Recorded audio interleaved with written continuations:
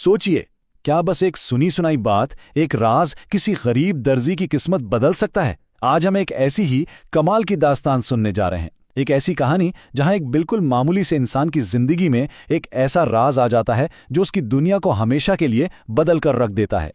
تو اس کہانی کا بنیادی سوال ہی یہی ہے، کیا واقعی ایک غریب درزی اپنی عقل کے زور پر ایک طاقتور جن اور ایک عظیم و شان بادشاہ دونوں کو مات دے سکتا ہے؟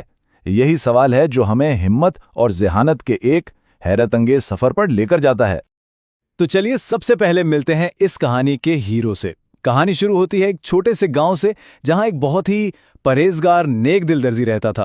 اس کا ہر ایک دن غربت اور ایمان کی کشمکش میں گزرتا تھا۔ یہ اس کی زندگی کی ایک مسلسل جدوجہد تھی۔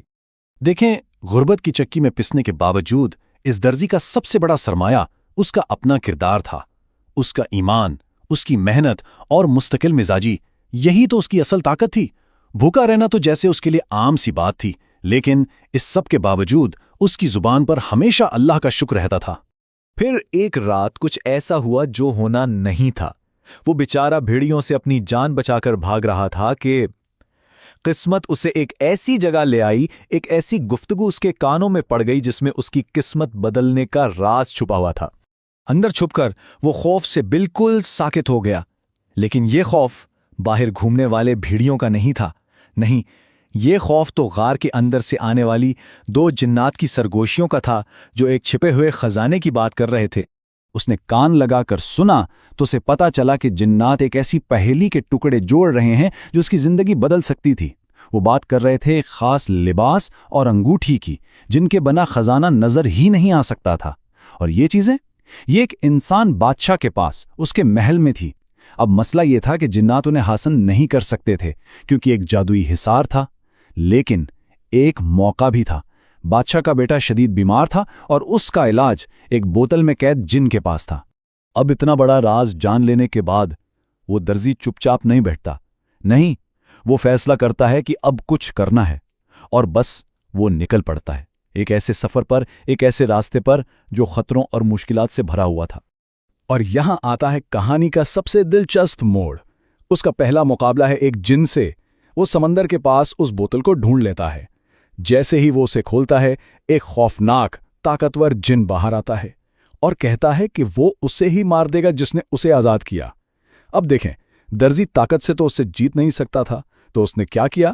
اس نے استعمال کی اپنی عقل۔ اس نے جن کے غرور کو للکارا، کہا، تم اتنے بڑے ہو، اس چھوٹی سی بوتل میں واپس آ ہی نہیں سکتے۔ بس جن کو غصہ آ گیا۔ اپنی طاقت ثابت کرنے کے لیے وہ دھوئیں میں بدل کر جیسے ہی بوتل میں واپس گیا، درزی نے پرتی سے ڈھکن بند کر دیا اور اسے دوبارہ قید کر لیا۔ اس جن کو قید کرنے کے بعد وہ سیدھا شہر کا رخ کرتا ہے، سیدھا بادشاہ کے محل۔ لیکن اس بار وہ ایک درزی بن کر نہیں جاتا، نہیں، وہ ایک حکیم، ایک طبیب بن کر سامنے آتا ہے اور دعویٰ کرتا ہے کہ اس کے پاس بادشاہ کے بیمار بیٹے کا علاج ہے۔ بادشاہ، جو پہلے ہی بہت مایوس تھا، اسے درزی پر شک بھی تھا، تو وہ اس کے سامنے ایک شرط رکھتا ہے، اگر تم کامیاب ہو گئے تو تم سوچ بھی نہیں سکتے اتنا انعام ملے گا، اور اگر ناکام ہوئے تو سزا صرف موت۔ تو اب یہ صرف ایک علاج نہیں تھا، یہ تو زندگی اور موت کا کھیل بن چکا تھا۔ خیر، درزی اس جن سے حاصل کیے گئے جادوئی پانی سے شہزادے کو ٹھیک کر دیتا ہے۔ اس کی اس کامیابی پر بادشاہ بے حد خوش ہوتا ہے اور اسے منہ مانگا انعام مانگنے کا موقع دیتا ہے۔ اور یہاں بادشاہ بالکل حیران رہ جاتا ہے۔ کیوں؟ کیونکہ درزی نہ تو دولت مانگتا ہے، نہ آدھی سلطنت۔ وہ مانگتا ہے تو بس دو معمولی سی چیزیں: دیوار پہ لٹکا ہوا ایک پرانا سا لباس اور بادشاہ کی اپنی انگلی میں پہنی ہوئی انگوٹھی۔ بادشاہ اس عجیب درخواست پر حیران تو ہوتا ہے، لیکن خوشی خوشی منظور کر لیتا ہے، اور ساتھ میں اسے انعام کے طور پر سونے کا ایک تھیلا بھی دیتا ہے۔ تو اب دیکھیں، درزی کے ہاتھ میں خزانے کی چابیاں آ چکی ہیں، لباس بھی، انگوٹھی بھی۔ لیکن اب جو آخری امتحان تھا نا، وہ عقل کا نہیں تھا، وہ اس کے کردار، اس کی نیت کا امتحان تھا۔ وہ اس جادوئی لباس اور انگوٹھی کو پہنتا ہے اور پلک جھپکتے ہی جنات کی دنیا میں پہنچ جاتا ہے۔ وہاں خوفناک محافظ پہرا دے رہے تھے، لیکن وہ ان کے لیے پوشیدہ تھا، انویزیبل۔ وہ ان کے بیچ سے ایسے گزر جاتا ہے جیسے کوئی سایہ ہو، اور سیدھا خزانے کے محافظ کے سامنے جا کھڑا ہوتا ہے۔ وہاں اس کا سامنا ہوتا ہے ایک قدیم اور بہت عقل مند جن سے، ایک حکیم جن۔ یہ جن اس لباس کے جادو کے آر پار دیکھ سکتا تھا، اور وہ درزی کو ایک بہت گہری اور سچی بات بتاتا ہے۔ وہ کہتا ہے، خزانہ حاصل کر لینا کوئی بڑی بات نہیں، اصل بات تو اسے سنبھالنا ہے۔ اس پر درزی کیا کہتا ہے؟ اس کا جواب اس کی نیک نیتی کا ثبوت تھا۔ وہ کہتا ہے، میں تو بس اتنا چاہتا ہوں کہ اپنے بچوں کا پیٹ پال سکوں اور ان لوگوں کی مدد کر سکوں جو میری طرح تکلیف اٹھانے پر مجبور ہیں۔ اور بس اس عاجزانہ جواب سے وہ حکیم جن کے کردار کے امتحان میں بھی پاس ہو جاتا ہے۔ اپنی صاف نیت ثابت کرنے کے بعد اس درزی کو خزانے تک رسائی مل جاتی ہے۔ وہ واپس اپنی دنیا میں لوٹتا ہے، لیکن اب وہ صرف ایک امیر آدمی نہیں تھا، وہ ایک بالکل بدلا ہوا انسان تھا۔ تصور کیجئے، خزانے کے کمرے میں جہاں تک نظر جاتی ہے سونے کے پہاڑ ہیں، جواہرات کے دریا بہہ رہے ہیں، اور اس سب کے بیچ وہ درزی کھڑا ہے۔ لیکن وہ کیا کرتا ہے؟ وہ صرف اتنا ہی سونا لیتا ہے جتنا اس کے چھوٹے سے تھیلے میں سما سکے، صرف اتنا۔ یہ اس کے سفر کی آخری اور شاید سب سے بڑی آزمائش تھی، لالچ پر اس کی فتح۔ اور اس دولت سے وہ کرتا کیا ہے؟ وہ اسے صرف اپنے لیے نہیں رکھتا، وہ اپنے خاندان کے لیے ایک خوبصورت گھر بناتا ہے، ایک بہت بڑا دسترخوان قائم کرتا ہے جہاں روز سینکڑوں غریب اور مسافر کھانا کھاتے ہیں۔